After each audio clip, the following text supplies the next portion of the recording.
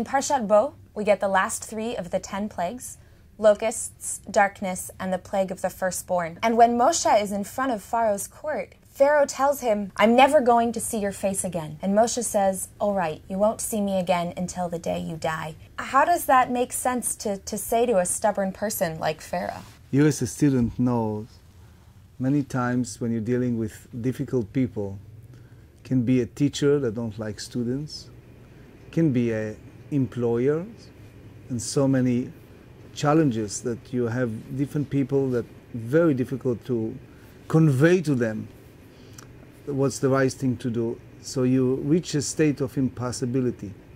That's the state in the sense that Moses, the ancient Moshe Rabbeinu, reached with the Pharaoh. It's not just ancient names, it's a feeling like we reach a point that the door is closed. It's nothing else I can do at this point, so it's better not to see you again.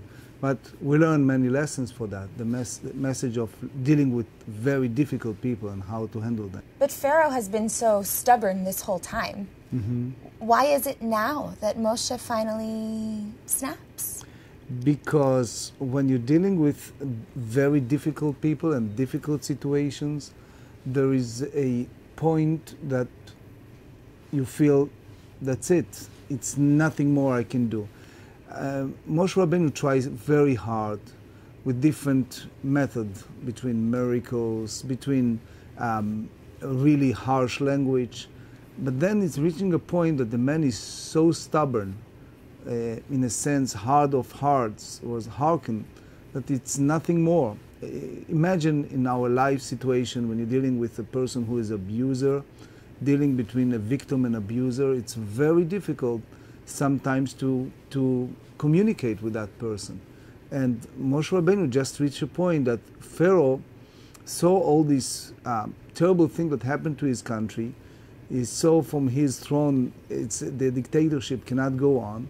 The starvations, the poverty, the slavery, it's so bad. And those heavenly entities that involve with so many plagues. So it's a point that it's nothing else to discuss. We have to leave it, in a sense, to God, to nature, to show you the right path.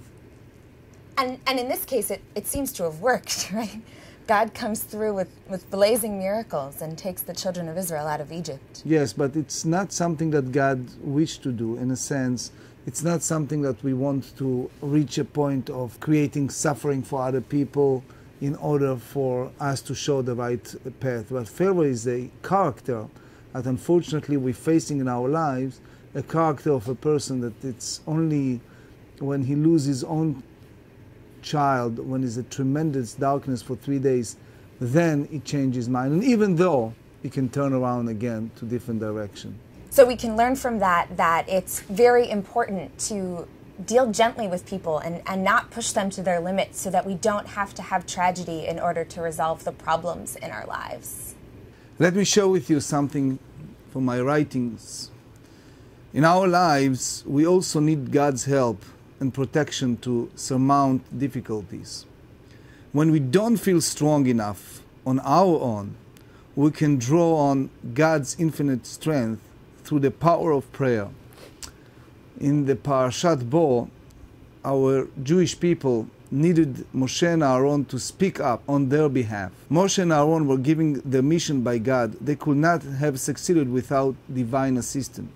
Like Moshe and Aaron, each of us has a mission with a personal connection to the Almighty, which give us the ability to accomplish what might at first seem impossible and very difficult. May we free ourselves from whatever is holding us back and help one another to overcome challenges. In this way, we will bring peace and dignity to ourselves, our families, our communities, and hopefully to the entire world.